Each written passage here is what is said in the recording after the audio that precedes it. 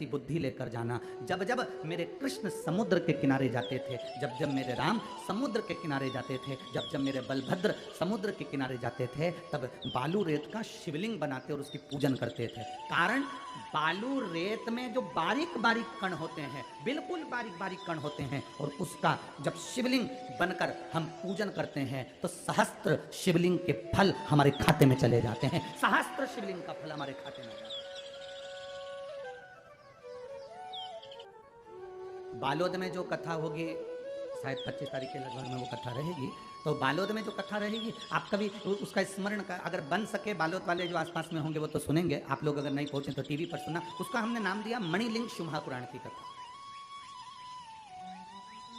मणिलिंग शिव महापुराण की कथा। मणि का मतलब क्या होता है? क्या हीरे का शिवलिंग मणिलिंग कहलाता है? स्फाटिक का शिवलिंग मणिलिंग कहलाएगा? सोने का शिवलिंग मणिलिंग कहलाएगा?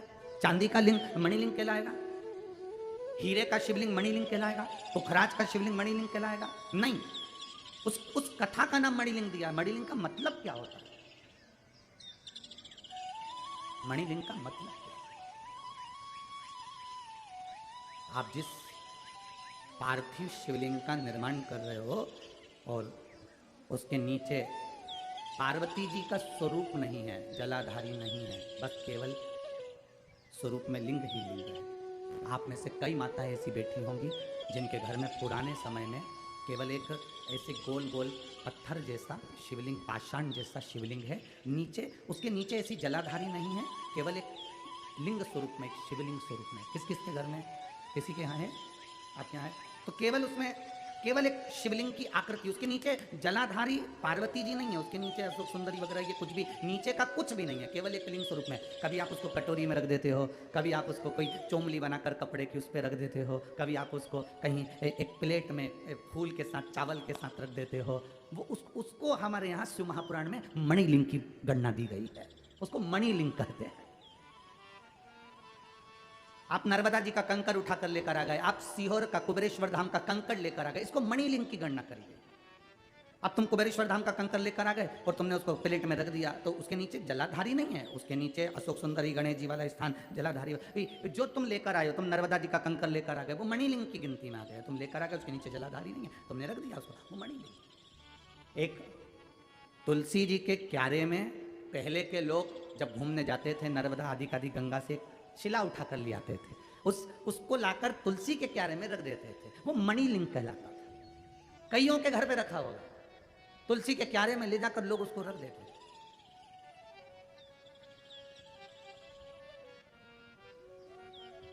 रतन से बना हो शिवलिंग तो क्या मणिलिंग? ना ना, आप इसको हम कहेंगे सावन के महीने की, ये जो 2023 का जो सावन चल रहा है, सावन के महीने की आखिरी कथा, विराम की कथा रहेगी। सावन जब चलेगा तो उसका विराम की कथा बालोद में रहेगी, उसको जरूर सुनना एक बार मौका लगे तो।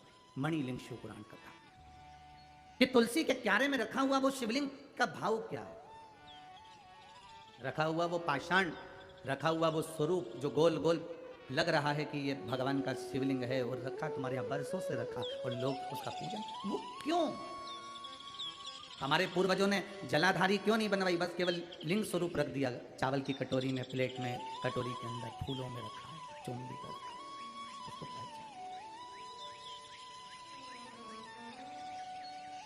ये मणिलिंग की कथा से अपन स्मरण कर सकते। कभी समुद्र के किनारे जाना, गंगा के किनारे जाना, यमुना के किनारे जाना, सरयू के किनारे जाना, मंदाकिनी के किनारे जाना, चंद्रभागा के किनारे जाना, गोदावरी के किनारे जाना, कभी तुम्हारा मन मिल जाए और तुम किसी पवित्र नदी के किनारे पर जाओ तो वहाँ की बालू रेत का, वहाँ की मिट्टी का शिवलिंग बनाकर उसकी पूजन करना, विसर्जन करना, उसका जो फल है सहस्त्र शिवलिंग के फल के बराबर हमको फल प्राप्त हो जाए। सहस्त्र शिवलिंग, एक शिवलिंग का निर्माण हजारों शिवलिंग के निर्माण के बराबर हो। जैसे ये शिवलिंग है, ये जलाधारी है, ये यहां से जल नीचे जा रहा है। जलाधारी का जो मुख होता है वो उत्तर की ओर हो जाता है, ठीक है, समझिएगा जरा। अब अगर मान लो लड़का 35 साल का हो गया, 36 साल का हो गया, बेटी की शादी नहीं हो रही, 35 साल हो गए, 36 साल हो गए, 40 साल हो गए, देवर देव की शादी नहीं हो रही है, किसी की शादी नहीं हो रही है, तो उसको समझना है सावन के महीने में आप जो 2 लोटा जल लेकर जा रहे हो, उस जल को जहाँ जलाधारी से पानी बाहर बह रहा है, जहाँ जलाधारी से, जैसे ये शिवलिंग है, ये गोल जलाधारी, यहाँ से पानी बह रहा है, तो जल चढ़ाते समय जब आप जल को समर्पित करेंगे दोनों लोटे से, तो धार यहाँ से लगाते हुए धार को आपको इस शिवलिंग पर पूर्ण समर्पित करना है। कहाँ से चालू करेंगे? ये जलाधारी जो बनी हुई है अशोक सुंदरी का स्थान, किसके स्थान से? अशोक सुंदरी के स्थान से। अगर लड़के की शादी, लड़की की शादी ना हो रही हो, 35 साल, 40 साल, 42 साल के हो गए, विवाह का कोई योगी नहीं बन रहा, 28 साल, 30 साल हो गए, बहुत प्रयास कर लिए, तो एक सावन के महीने का नियम, 2 लोटे जल लेकर देवादिदेव महादेव के सामने जाइए। यहाँ अशोक सुंदरी वाली जगह से दोनों धार एक साथ चढ़ाना प्रारंभ करिए, और करते करते वो धार शंकर भगवान के शिवलिंग पर ले जाकर छोड़ दीजिए। ये सावन के महीने के अगर आपने मात्र 7 दिन भी लगातार अगर ये धार आपने चढ़ा ली है, तो देवादिदेव महादेव की कृपा से 3-4 महीने में सूचना आपको प्राप्त हो ही जाती है। जल की महत्व बोल बम।